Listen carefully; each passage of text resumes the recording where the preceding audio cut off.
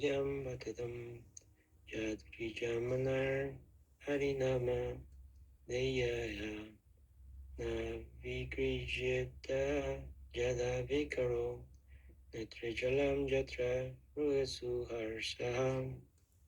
Translation: Certainly, that heart is still framed which, in spite of one's chanting the holy name of the Lord with concentration, does not change when ecstasy takes place. Tears fill the eyes and the hairs stand on end. Purport. We should note with profit that in the first 3 chapters of the second canto, a gradual process of development of devotional service is being presented. In the first chapter, the first step in devotional service for God consciousness by the process of hearing and chanting has been stressed, and a gross conception of the personality of Godhead in his universal form of the beginners is recommended. By such a gross conception of God through the material manifestations of his energy, one is enabled to spiritualize the mind and the senses and gradually concentrate the mind upon Lord Vishnu, the Supreme, who is present as the Supersoul in every heart and everywhere, in every atom of the material universe.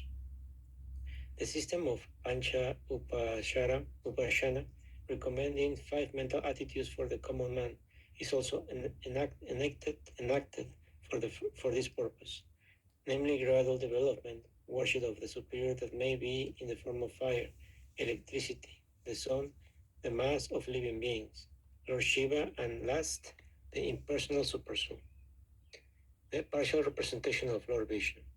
They are all nicely described in the second chapter, but in the third chapter, further development is prescribed after one has actually reached the stage of Vishnu worship or pure devotional service, and the mature stage of Vishnu worship is suggested herein in relation to the chant of heart.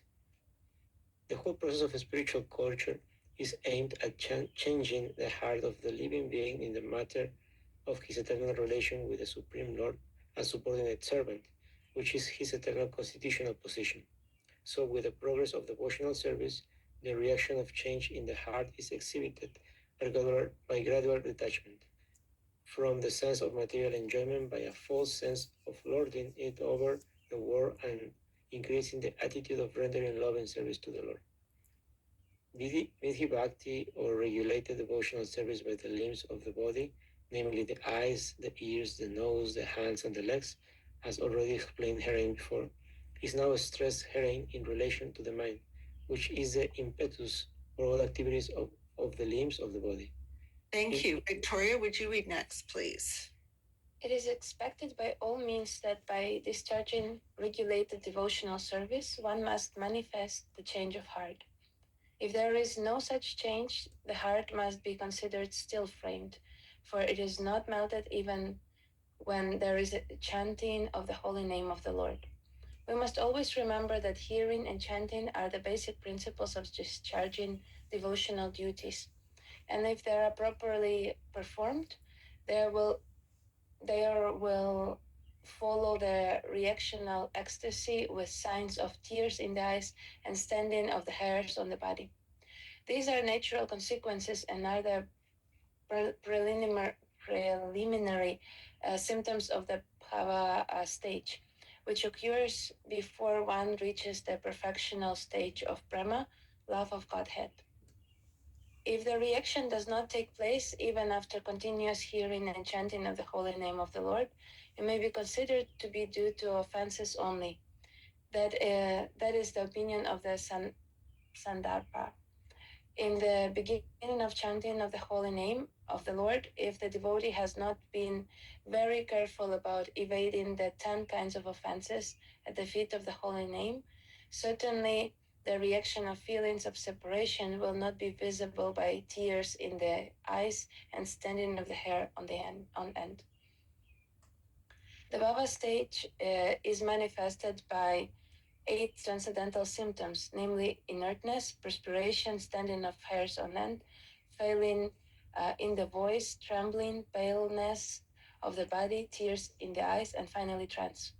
The Nectar of Devotion, a summary study of Srila Rupa Goswami's Bhakti Rasamrita Sindhu, explains those symptoms and vividly describes other transcendental developments, both in steady and accelerating manifestations. Srila Viswanatha Chakravarti Thakura has very critically discussed all these bhava displays in connection with some unscrupulous neophytes imitating the above symptoms for cheap appreciation.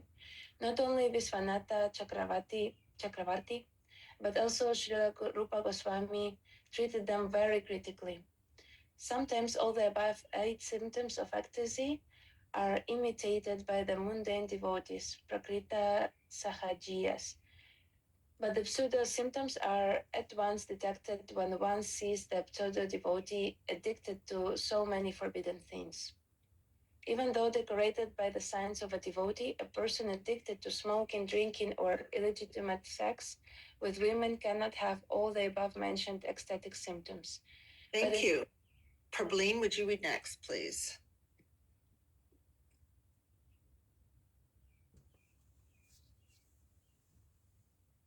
But it is seen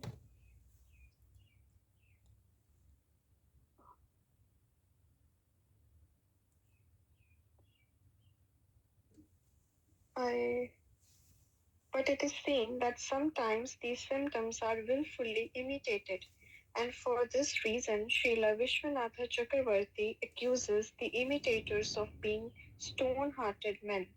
They are sometimes even affected by the reflection of such transcendental symptoms. Yet, if they still do not give up the forbidden habits, then they are hopeless cases for transcendental realization.